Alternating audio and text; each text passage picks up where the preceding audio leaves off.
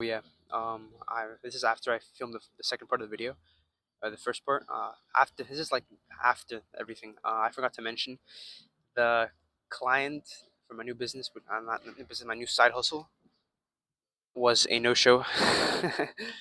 They did not show up, unfortunately, but who cares? I'm running another ad for the car and auto trader, and I'm confident that it'll sell. I don't know when, probably in a couple of days, maybe a week or two, but I'm confident that it'll sell. It's a high in demand car. Yeah, just wanted to get that out of the way. Peace. All right. Today, I'm gonna be honest. I'm recording just because. Why not? I really didn't think of anything to talk about, and I don't really know what to talk about. To be fair, today was one of those days. Like I think today was probably my least productive day in the week, and I still got some stuff done. I wouldn't say it was a complete waste of a day because I still did some activities. But basically, I today I built some assets and kind of finished templatizing certain things for the ecosystem that I want to build for my new client, this lawyer, the lawyer who isn't really. I'm gonna be honest. I don't really have an ideal client. I did have like a niche that I wanted to work with, and I had like a specific like dream client or an ideal customer because that's what I was taught. But I feel like something that I wasn't taught is whenever you're starting, like whenever you're very like freshly starting, you have no clients, no experiences prior to your first business. Is it's kind of hard for you to choose who it is that you want to work with and what it is that you want to do for them. Like when you're first starting, you don't really know what the fuck you're doing, and to this day, I still don't know what the fuck I'm doing for the most part. I just kind of do stuff, and if it works, then I keep doing it. If it doesn't work, then I'll do something else. That's what I've been doing, and of course, it's not as simple as that. But the marketplace kind of chooses where you pick and go, and what the marketplace is what chooses the your ideal client and who your service is actually going to help. Because I feel like the plan that I have right now that I want to make in, and when I say ecosystem, I mean like I want to get leads for these, I guess, lawyer firms. I would still like to work with home improvement companies just because of how stupid they are with tech. But working with this lawyer has kind of shown to me that she isn't necessarily super good with tech. She's better than probably most home improvement owners, but she isn't really anything like special. But when I say ecosystems, I mean I want to get leads. What the hell is this? The wind. I want to get leads, nurture those leads, have certain automations in place for whenever those leads enter the funnel, and I want to build funnels for them. I want to build landing pages for them. I want to make them a website. I want to help their website convert because there's agencies that do all these very specific things, and they're very good at doing them. Like for example, there's tons of lead generation agencies. It's like the most saturated service on the market. There's tons of appointment setting agencies as well. Those are also not as competitive as Legion because it's a little bit more complicated. But those are still pretty saturated, I guess I should say. And I don't like the word saturation just because I mean, it kind of, you can always just innovate. Hotels are saturated and you still see hotels thriving. So it just kind of goes to show that, in my opinion, saturation isn't really a thing. There's business for everybody.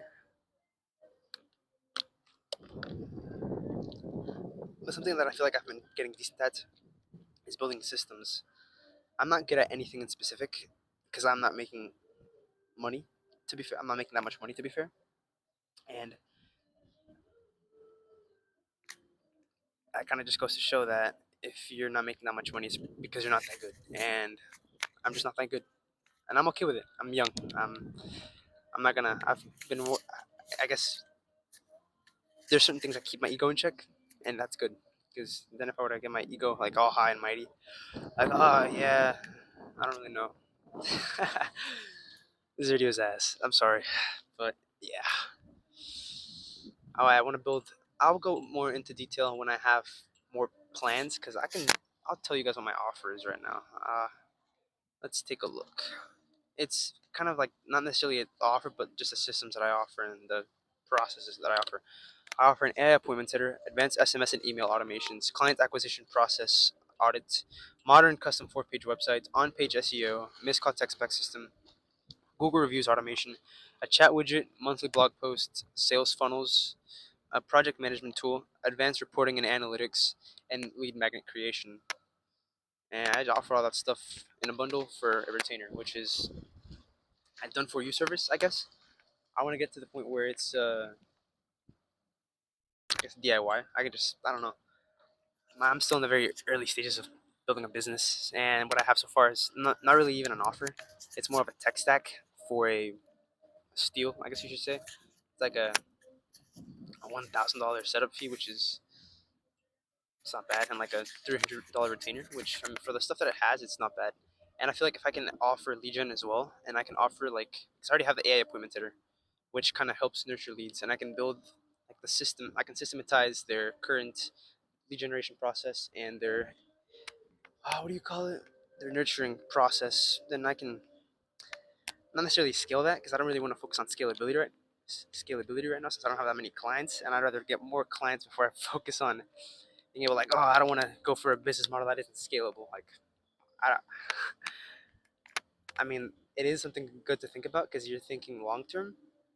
But right now, I'm not at the point where I'm making 10K a month. Once I get to 5, 10K a month, then I can start thinking about scalability and cutting off certain processes and adding certain things to my business and doing certain hires. But right now, I'm very in the very early stages of my business, and I don't know if I'm making a mistake by not scaling harder because right now my outreach isn't too. I'm not focusing too much on volume with my outreach right now.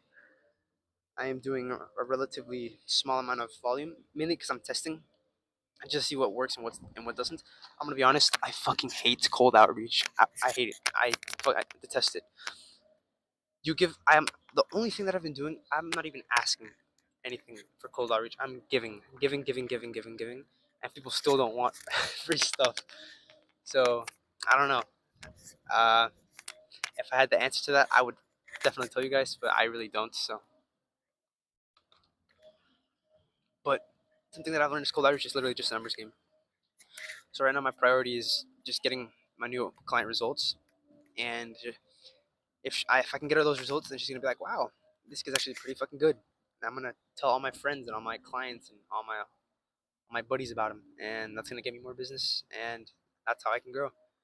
That's the plan at least. But who knows? Things are always changing. I can't really plan everything to a T. It's a very broad aspect on my so-called plan.